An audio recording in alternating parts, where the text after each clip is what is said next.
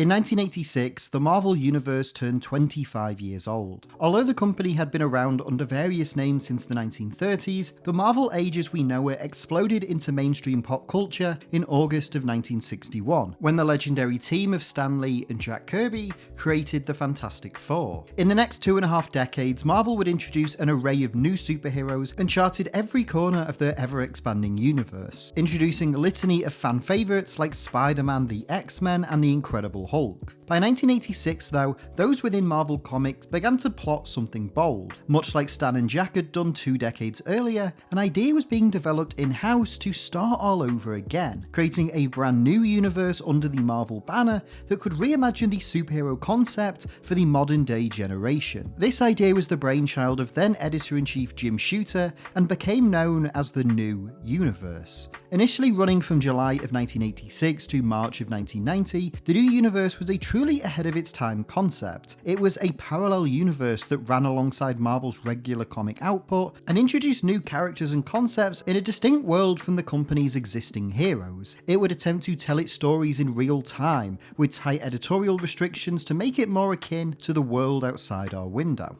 The story of the New Universe has intrigued me for several years. While this was a seemingly short-lived and unsuccessful endeavour, the history of this imprint can still be felt in the comic book landscape of today, pioneering the notion of secondary or adjacent universes and changing the very nature of superhero storytelling. So in this video, I want to explain the rise and fall of Marvel Comics' New Universe, discuss how this series of books came to be and Jim Shooter's original vision for it, and try to figure out what caused its decline and eventual cancellation, as well as consider the unexpected legacy that this polarizing endeavor still has today.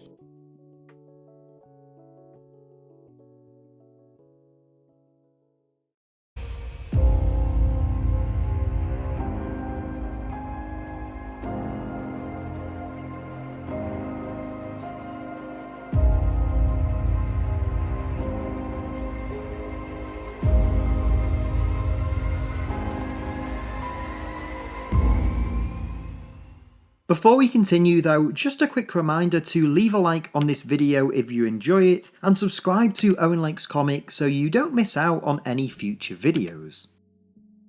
It's hard to discuss the historical significance of the New Universe without also discussing and understanding the imprint's controversial creator, Jim Shooter. By the summer of 1986, Jim Shooter was a notable and polarizing name within Marvel Comics. He first broke into the comic book industry at the age of just 13, submitting ideas for Legion of Superhero stories for DC before being hired by Mort Weisinger. His first formal writing credit came in July of 1966, in Adventure Comics number 346. Over the next 10 years, Shooter would publish stories for both DC and Marvel, building a reputation as a rising star and a prodigy within the industry.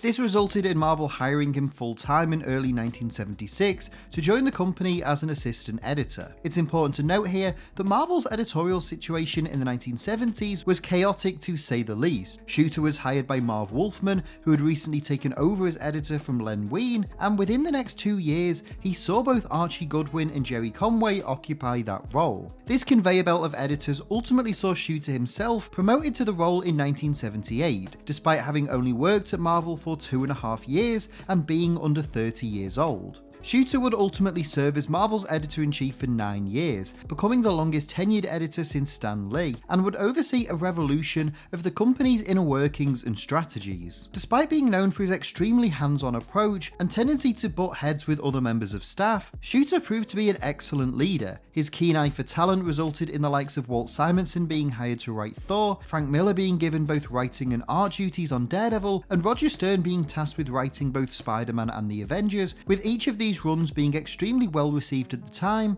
and today being regarded as absolute classics.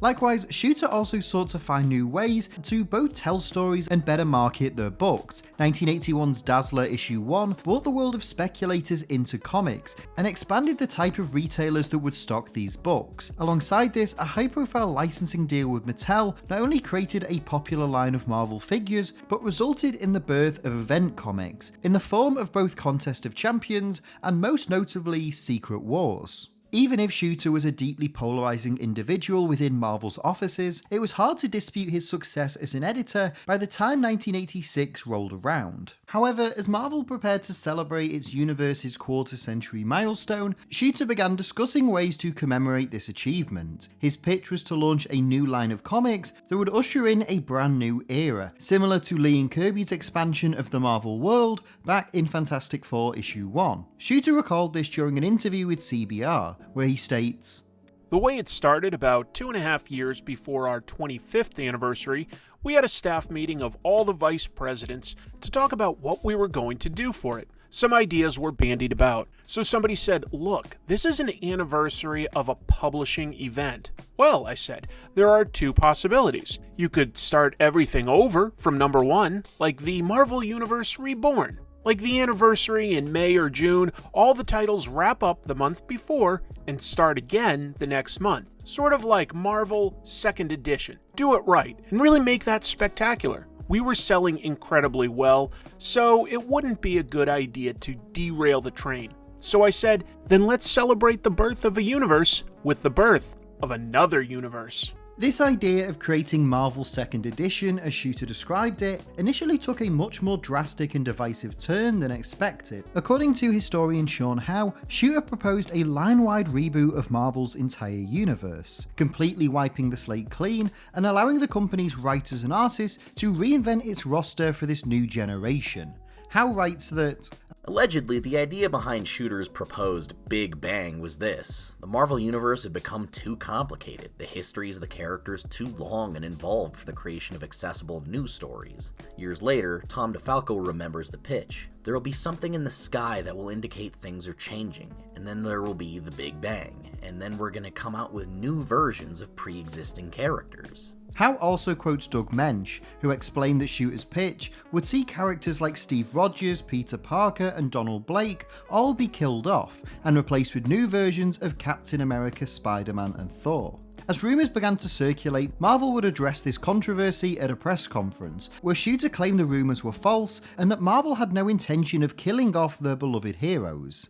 Instead, Shooter's Big Bang proposal was formally revealed as a new separate fictional universe that would have almost no relation to the current Marvel one. Shooter later recalled his inspiration for this concept, explaining that, "I got together with Tom DeFalco and Elliot Brown and we spent the day pitching ideas. I said, the original Marvel Universe, Stan's conception of it, instead of doing something like Superman or Green Lantern, he was really trying to do science fiction. The Fantastic Four didn't have costumes in the first issue. He was trying to be down to earth. The problem is Stan doesn't have any science background, and the minute you start working with Kirby, you're going to get Atlantis under the ocean, the blue area on the moon, a repulsor ray. It's like Kirby does fantasy, period. He wasn't a science guy either. I said, so Stan's concept was, why don't we do this more realistic? What if we went back to that moment in time where Stan said, let's do this more realistic? We have some science background. Let's do a science fiction comic book universe where things are based more on real science. Try to make it more real. We don't have Atlantis under the ocean and the blue area of the moon. If the Marvel Universe was to be a place of fantasy, high concept, and larger-than-life superheroes, this new universe would offer the opposite. It would showcase real superheroes bound by the same laws and logics of our world. It was to be, as Shooter coined the phrase, the world outside our window. Marvel executives approved Shooter's idea and gave the editor a $120,000 budget to assemble a team of writers and artists, who would be tasked with creating the characters of each new series and mapping out the overall direction of the imprint. The company would soon release a cryptic teaser to the public, showing a bolt of energy hitting an otherwise ordinary world, accompanied with the statement, announcing the most significant event in comics since the birth of the Marvel Universe 25 years ago. But as anticipation and intrigue into this new universe began to develop, problems immediately arose behind the scenes that would turn Shooter's unique and exciting endeavour into an unrecognisable and inconceivable runaway train.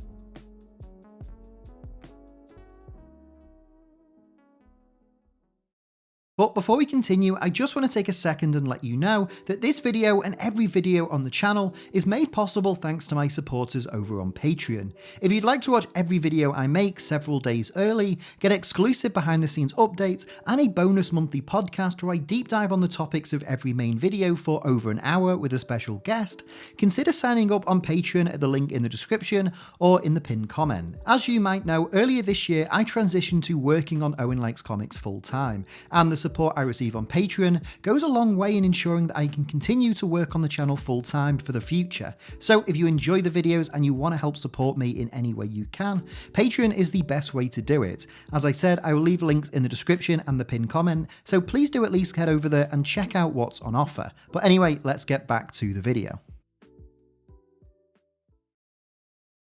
When Jim Shooter first conceived the new universe, he did so with two stipulations. Firstly, it was to be an imprint consisting of at least 8 monthly books at launch, with the prospect of adding further titles if they prove successful, and secondly, it would be as distinct and separate from Earth 616 as possible. There would be no crossovers or references to any of Marvel's other comics, and Shooter even mandated that this universe would feature no gods, no magic, no super technology, and no mythological beings. At least at its inception, the new universe was to be grounded in realism and tell stories about more tangible heroes. With the project now greenlit and armed with a budget of $120,000, Shooter began drafting a team of creators to help bring these various books to life. However, trouble quickly arose as Marvel's parent company, Cadence Industries, began exploring a potential sale, not wanting to sink such a large amount of money into an endeavour that any new owner might not want to continue. The new universe's budget was abruptly cut to around $40,000. As a result, Shooter couldn't approach many of the high-profile writers that he had initially sought to,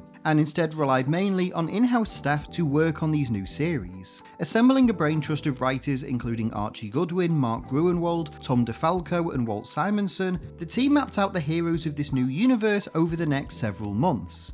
It was decided that Shooter would write the imprint's flagship title, Starbrand, alongside artist John Romita Jr. As each creative team was assigned, the overarching premise of these books was also fleshed out. Shooter conceived of a mysterious incident called the White Event. Up until this point, this universe would have perfectly mirrored our own, and served as the catalyst for the birth of a generation of heroes. It was also decided that this imprint would take a distinct approach to the progress of time, different from any other line of comics, with Shooter choosing to have the new universe set in real time, meaning that if a month passed between the release of an issue, a month would also pass within the story. The first wave of New Universe books were released throughout July of 1986. On July 15th, readers were treated to the first issue of Starbrand, where mechanic Ken Connell obtains a mysterious artifact following a dirt bike accident that grants him near unlimited power. As noted previously, Shooter served as the lead writer for this series, with John Romita Jr. being brought over from Uncanny X-Men to draw it. Alongside this, July 15th would also see the release of Spitfire and the Troubleshooters, created by the team of Elliot Brown and Jack Morelli, scripted by Jerry Conway and drawn by Herb Trimp. This comic focused on university professor Jenny Swenson, who, alongside a group of her students, dons a high-tech armor to fight crime and seek revenge for her father's death.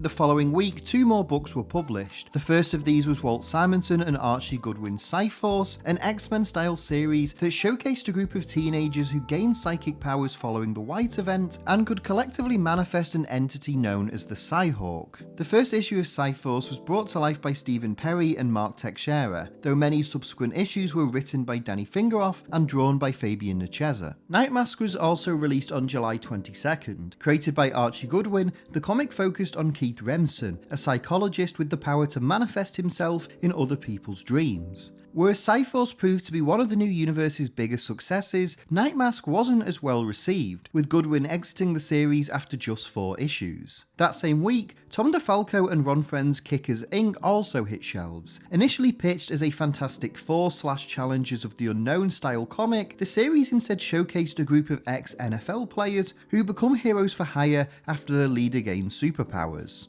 In the final week of July, Mark Hazard Merc issue 1 was released. Once again the brainchild of Archie Goodwin, though written and drawn by Peter David and Gray Morrow, this comic was about a Vietnam War veteran who wages a one-man war on crime while seeking to rebuild his fractured relationship with his family, drawing heavy inspiration from both Rambo and The Punisher. Each new title received its second issue in August of 1986, while 2 other New Universe books also debuted. These were Goodwin Steve Englehart and Jeff Isherwood's Justice, which followed an intergalactic detective from an alternate reality who becomes stranded on Earth, and Mark Gruenwald and Paul Ryan's DP7, a team book which introduced a band of superpowered misfits on the run from a shadowy government agency. Like Cyforce, DP7 proved to be one of the New Universe's more well-received titles, running for a total of 32 issues, and even retaining the same creative team for its entire run. While the summer of 1986 saw this massive rollout for the New Universe, by the end of the year, Marvel began to realise that this endeavour hadn't turned out as they had hoped. Despite Shooter's insistence that these books would be a hit, the vast majority underwhelmed critically and commercially. Even though Starbrand and Spitfire's first issues were Marvel's 7th and 8th best-selling titles of the month they were released, no other New Universe comics ever cracked their top 10 again. Coupled with this, many books suffered from a rotating cast of writers and artists, a lack of clear creative direction, and often uninspired and cliched plots. For all its big promises, the New Universe felt surprisingly old and played out. As a result, Marvel cancelled 4 titles at the end of the year, with Nightmask, Kickers Inc., Mark Hazard and Spitfire all being shelved after the 12th and 13th issues respectively. The company also demoted Starbrand, Shooter's own series and seemingly the imprint's flagship comic, down to a bi-monthly release. Within just a year of its inception, the New Universe had quickly descended from an exciting and progressive endeavour, shaking up everything fans thought they knew about Marvel, to a meandering and lacklustre series of books that failed to resonate with readers. This quick decline was accentuated when Jim Shooter was fired as editor-in-chief in April of 1987, partly down to the New Universe's failure, alongside an exodus of talent to DC due to his adversarial management style. With Shooter now gone, the New Universe was seemingly about to freefall. Eager to try and salvage the imprint somehow, Marvel entrusted Tom DeFalco with reinvigorating the line and taking it in a new direction, hoping that he would either make it live up to its original expectations, or at the very least, be brought to a respectable ending.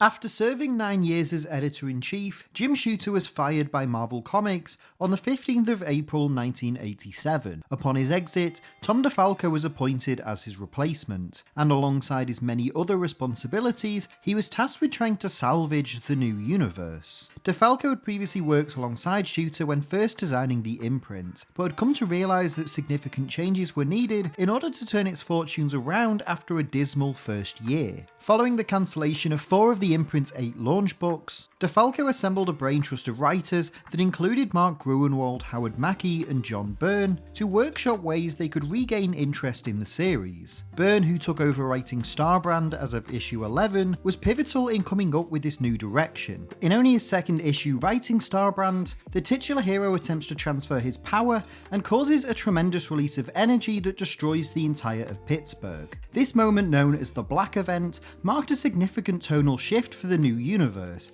as the casualties and destruction would be felt in every ongoing series, as well as the label's first ever graphic novel, The Pit, written by Byrne and Gruenwald and drawn by Sal Buscema, released in December 1987. Starbrand's attack saw all the New Universe titles become darker, as the series shifted to focusing on paranoia surrounding paranormal and superpowered beings, coupled with a brewing Cold War between the United States and the Soviet Union. This culminated in a one-shot comic published in January of 1988 titled The Draft, which saw the US government enlist several paranormal heroes into a task force. The events of The Draft would lead into the New Universe's climactic story arc, The War. This 4-issue series was published between October 1989 and March 1990, and saw tensions between the United States and the Soviet Union accentuated by the deaths of 1 million people following Starbrand's accidental attack, escalated to the brink of nuclear war. With the universe Universe's heroes caught in the crossfire, this once promising world teetered on destruction, until it's miraculously saved by Starchild, the son of Ken Connell, the original Starbrand, who obtained his father's powers while in the womb. Starchild destroys both sides' weapons and demands peace be restored worldwide, with the comic ending on a hopeful note as the various heroes look to a new beginning. Unfortunately though, this new beginning wouldn't come to fruition, at least not on the printed page, as the entire new universe was cancelled following the war's conclusion. After 4 years, a total of 170 comics, and numerous attempts to prevent the continuous decline in sales, this once exciting endeavour was quietly put to rest, as the imprint that was once pitched as the world outside your window was suddenly and somberly no more.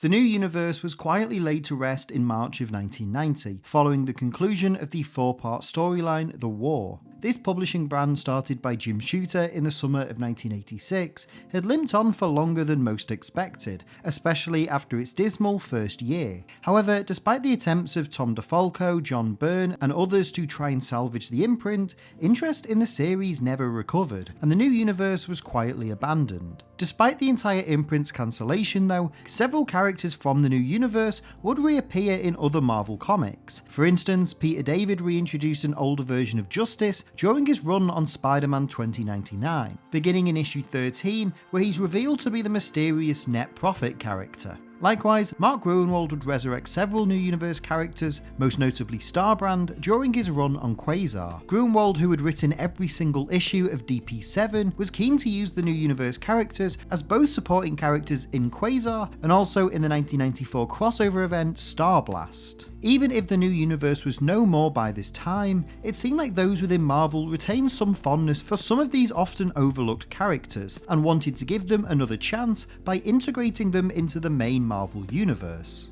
However, after the events of Starblast and Spider-Man 2099's cancellation, the new universe would go largely unreferenced for a decade. In 2005, it would unexpectedly reappear in the pages of Exiles, when Proteus attempts to obtain the Starbrand's power and comes into conflict with not just Ken Connell, but also the likes of Justice, Nightmask, and DP7. This story though is revealed to take place in an alternate but near identical universe to the one we were previously familiar with, as Justice is killed following a fight with Proteus.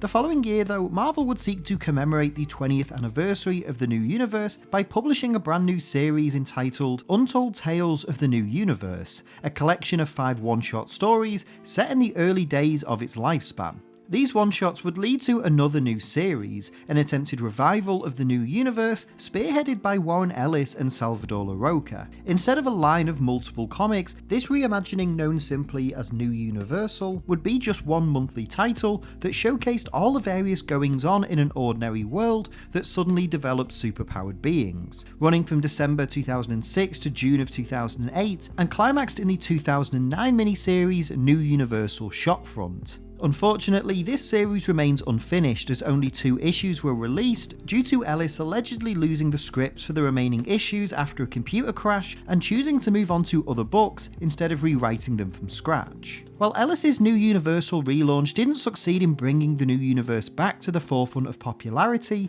many aspects of it would be retained and continued on in Jonathan Hickman's Avengers series, where he recontextualized the White event as well as introduced new versions of Nightmask and Starbrand, explaining them all to be part of the wider Marvel cosmos, firmly establishing and entrenching the series' lore as part of Marvel's ever-expanding universe. With all of this said, I think it's important to consider the legacy of the new universe, because I believe that despite its underwhelming reaction at the time, it has impacted the comic book landscape in surprising ways. It's hard to argue that at least at the time, the new universe was a success. Shooter's initial vision for it was a popular and long-lasting brand of comics that would rival Marvel's existing output, and this never came close to materializing. Now, a few important factors are behind why it failed to meet expectations. restrictions. Firstly, it can't be overlooked that the New Universe's budget was drastically cut at the last minute, limiting Shooter's ability to hire top talent within the industry and also successfully market the series. As a result,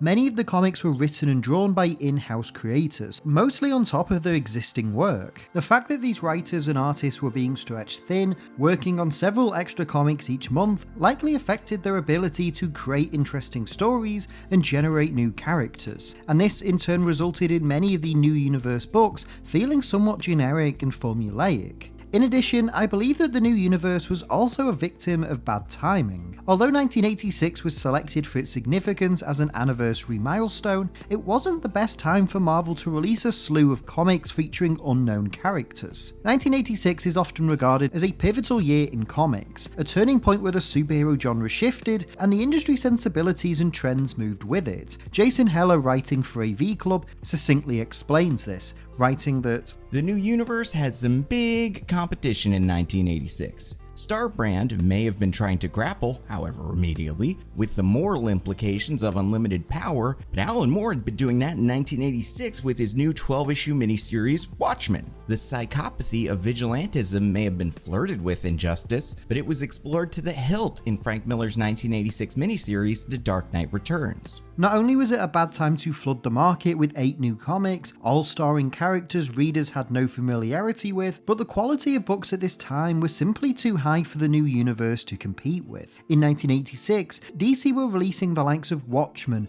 The Dark Knight Returns, Whatever Happened to the Man of Tomorrow, and several other acclaimed stories. Meanwhile at Marvel, they were publishing the likes of Frank Miller and David Mazzucchelli's Daredevil Born Again, Mark Gruenwald's Captain America, and the Mutant Massacre crossover that span out of Chris Claremont's X-Men. And if we were to look outside of the big two, 1986 also saw the debut of Dark Horse Comics and the release of Art Spiegelman's highly acclaimed Mouse series. It was a deeply competitive period for fans' attention, and with quality so high across the board, the New Universe simply couldn't compete and gain an audience large enough to sustain itself. However, while it's fair to say that the New Universe was in the short term unsuccessful, the ideas that underpin it did stick around. For Marvel, initiatives like Heroes Reborn 2099 and the Ultimate Universe all bear striking similarities in approach to the New Universe, especially Shooter's original vision for it. The Ultimate Universe in particular adopts the same world outside your window approach by reimagining the dawn of the Marvel Age in early 2000s America. Reading those comics at the time of release, it felt like the heroes fans knew were transplanted into the same world they lived in. It should also be noted that the Valiant Comics universe wouldn't exist without the New Universe and included many notable comparisons. Co-founded by Jim Shooter in 1989, following his exit from Marvel, Valiant's universe also adopted a real-time approach to storytelling and focused primarily on more grounded and less fantastical characters. Despite its lackluster reception and overall poor quality, the New Universe was an ahead of its time concept, and its status as the first major attempt of a comic book company to create a secondary distinct universe is worthy of merit. As strange as it sounds, I think it's in the pages of books like X-O Manowar, Ultimate Spider-Man and Batman Earth 1 where the legacy of the New Universe can still be felt, as these titles all come from publishing initiatives that in some way owe their existence to Shooter's revolutionary vision. The New Universe itself may have been a failed initiative, a planned reboot turned secondary universe that crashed and burned trying to gain the hearts and minds of contemporary readers, but that doesn't mean it isn't without significance or legacy. And I think it's worth reflecting on how this otherwise assuming series of comics broke new ground and pioneered a whole new way of telling comic book stories, one that still remains a central part of the entire industry today.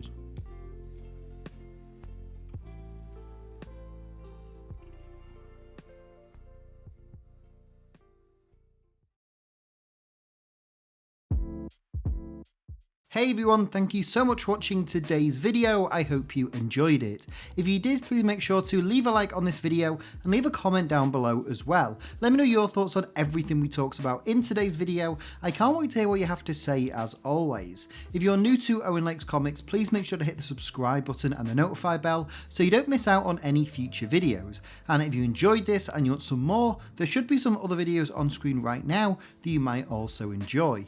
If you want to help support the channel and help me make more videos, please go to patreon.com/OwenLikesComics, or if you just want some more of me, you can follow me on Twitter and Instagram, just at Owen Likes Comics. But that's all for this video. Again, thank you all so much for watching. I hope you enjoyed it, and hopefully I will see you next time. But until then, take care and keep reading.